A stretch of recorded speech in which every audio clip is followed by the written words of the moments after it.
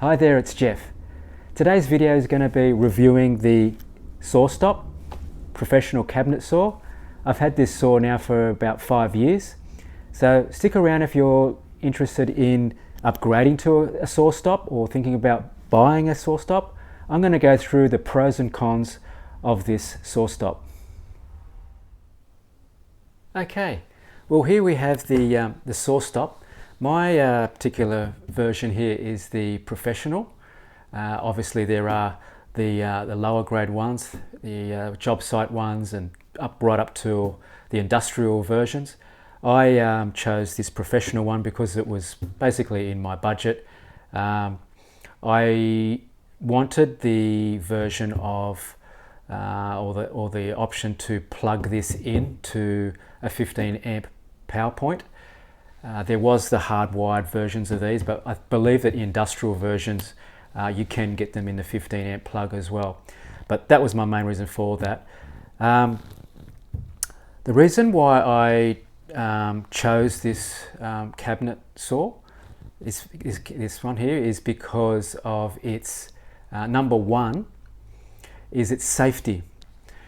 Obviously, you know about the safety brake system in this thing. Look, it's not there to, I have never set this thing off, and I do have all my fingers after 32 years in the industry, and the idea is not to set this off, believe it or not.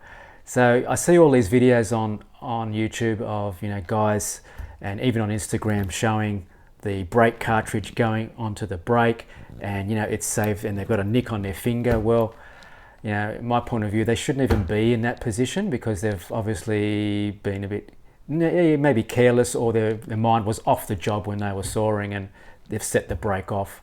But the idea basically is to have that peace of mind, knowing that if in that case that you do touch the blade, then you know you are going to come out with your fingers intact, which is a great thing. And I understand that those guys post those videos because, yes, wow, and it would be a big shock if you did set that brake off. I heard that it is quite a loud bang, and it would be a real big shock, that knowing that brake has gone off and your fingers are still there. So that's great, and that's one of the main reasons why I chose the SawStop. But not only that, there's other reasons. So that's number one. Number two is its precision.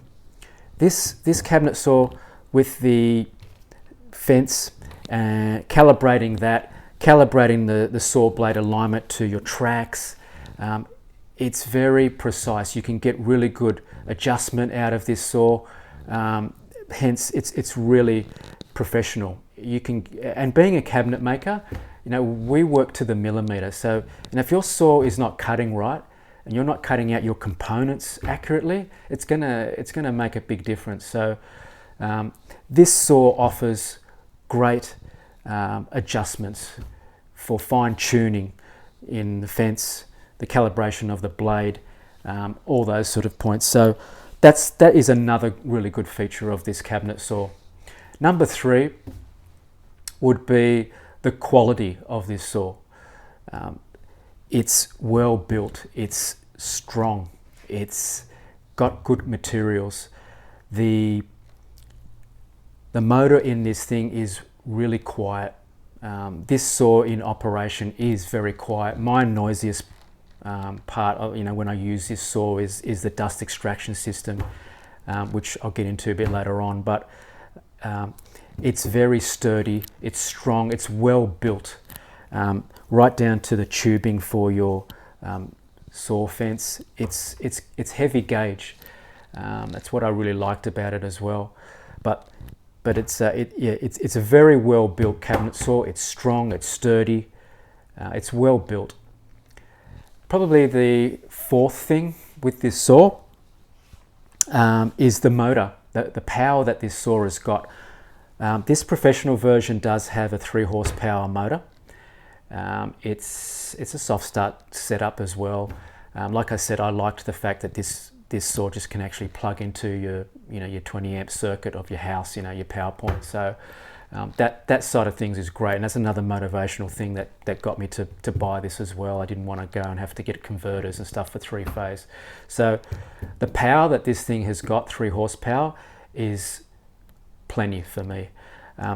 I mainly cut manufactured boards with this saw. I do cut the odd solid timber pieces up, and it copes no problem at all. Obviously, you do need to look at different blades that you're using for your materials, obviously, and we can get into that later on.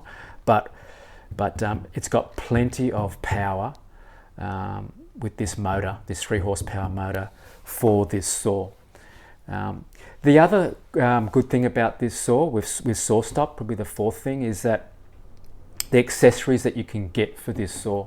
I'm here in Australia, and obviously this saw is a US manufactured, or not just manufactured, but US company. So a lot of the accessories and things for this saw have to come from the US for me. So I am limited to some of the third-party accessories, and that is another thing that is widely available for this saw, is the aftermarket or third-party accessories for this, not just SawStop accessories. Mine is fitted with the sliding crosscut component. I've done my own modifications for the dust extraction over the blade. It does have, which will lead me to the next point, which is really good about this saw, is the dust extraction system, or dust extraction for this saw. It has a really good dust port, 4-inch down the bottom, and it has a really good saw blade or saw guard for the blade with the dust extraction behind it. It really works well, but just for my application and the way I've set my saw up, I've used this arm with the dust extraction here, which works really well. And having said that, just for you, a little tip, that for your dust extraction for this thing, you just can't use a little normal shop vac. You really need to run something like a 2 horsepower dust extraction system to collect and get that dust out of the way really adequately.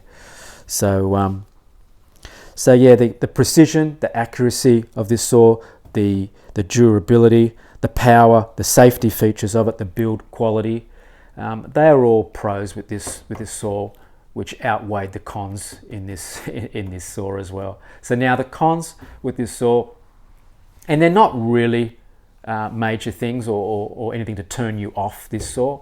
One of the things that you do have to do is every time you change a blade, you've got to adjust the brake adjustment on it, the brake cartridge adjustment, the clearance. They give you the tools for that, and they give you a little template for that as well, which is over here.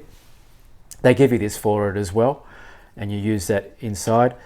And but having said that, if you stick to the same brand blades, so you've got this, for me, for example, I use Amana blades, which are the US. I get them, I just get them online. They get shipped to me, and I use the Amana blades, which they have the correct 5/8 arbor. Most of the other blades that you try to get in Australia, particularly anyway, the arbors are quite big. Whereas if I get them from America, and being an American saw, a lot of the saw blades there cater for this type of arbor. So if you get the same brand blades, and I'll do another video separately on the blades that I use and find really good for this saw in another video. But the blades, if you stick to the same brand, so you've got the same brand blade for ripping solid timber, a 40 tooth. I happen to use a 80 tooth blade, Melamine fine cut blade. So it's an alternative cut blade. So I get I'd reduce the chips on the Melamine, and that's probably one of my main blades that I do use on this thing. And it's just a matter of keeping that sharp, obviously. But yeah, when you do change blades or brands, you do have to do that adjustment, and it's only going to be a real big drama when your blade that you're using, you've got to get it constantly sharpened, and I have to get that sharpened every now and then to keep it from chipping. When you do sharpen it, obviously that blade is going to shrink a little bit, but we're only talking really minor. So it's not really much of a con as far as, you know, as the saw goes. Another drawback is the cost of this saw. A lot of people might say this saw is very expensive, but you can't put a price on, you know, losing your finger. Like I said, you know, that brake should never have to go off, but it's just that peace of mind in the background. You know, it might be that one day that, you know, you're using the saw and you might get disturbed and you look and bang, you've touched your finger, or, you know, you got your mind on something else, which you shouldn't, but you might touch that blade, and at least you're going to come away with your fingers intact. So, you know, but that really outweighs, you know, that con of, you know, the cost of this saw, because it is quite expensive. But like I said, you know, coming away with your fingers and that peace of mind knowing that you can't cut your finger off, or you shouldn't be able to cut your finger off, you know, outweighs that anyway. So the other thing with this cabinet saw, this version, when you it's got really good movement, you know, when you want to move the blade up and down with the wheels and tilting the blade. But with this, when you've got the cross-cut saw attachment on it and you want to cut miters or 45s, the blade on this thing tilts to the left.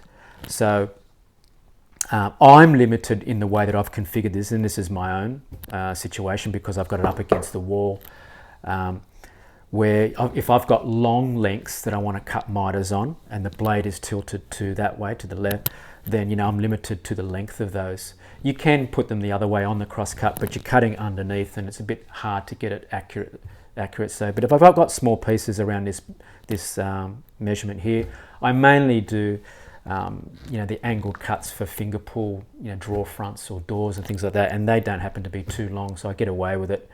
But it would have been nice if the blade actually went 45 the other way, so you could actually use your cross-cut fence and cut your miters using your cross-cut fence. But again, it's not a big deal either. You know, you learn to work around that situation as well. So that's probably the main things that, you know, that you might say that are, you know, a little bit cons with it. Apart from that, you get a little bit of surface rust on the top cast, and that's with any cast iron top anyway, and it depends whereabouts you are in your country, whether you're close to the sea. And I'm not that close to the sea, but it's just with moisture, and if you have a lot of rain around, which we have lately, you know, you do to get that little bit of rust, sort of dust sort of feeling on it, and it's just a matter of cleaning it up. I'll do another video on how I clean and maintain this cast iron top. I've happened to do a few modifications to my saw. I've got an accessories which I'll go through in another video, but I've got the JessEm saw guides here. I've modified that fence guides here. I've made a decent outfeed table, again the cross-cut section and this saw blade cover. But look out for my videos later on, which I'll cover a little bit more in detail, the accessories, and I'll go through another video with the blades as well. But to sum it all up, would I buy another SawStop? Absolutely. I'm really happy with my SawStop after 5 years. Big smile on my face. I use it a lot, and I've made a lot of joinery with this cabinet saw. It's a little bit hard cutting and ripping, or, you know, doing some big sheets, your standard size sheets. When I do that sort of stuff, I break it down a little bit more into workable components to get away with it. But there are other setups that you can get for it, like I said, with accessories. So it just depends on your room size, obviously, in your workshop. You know, mine wasn't too big, so I just work with what I've got. But thumbs up for the SawStop. This is not, by the way, this video, you know, I haven't been sponsored by SawStop or anything. I'm just giving you guys a little bit of help in case you are thinking about buying a SawStop or upgrading to one. The money that you do spend, and it is, like I said, is a little bit more expensive than your standard ones.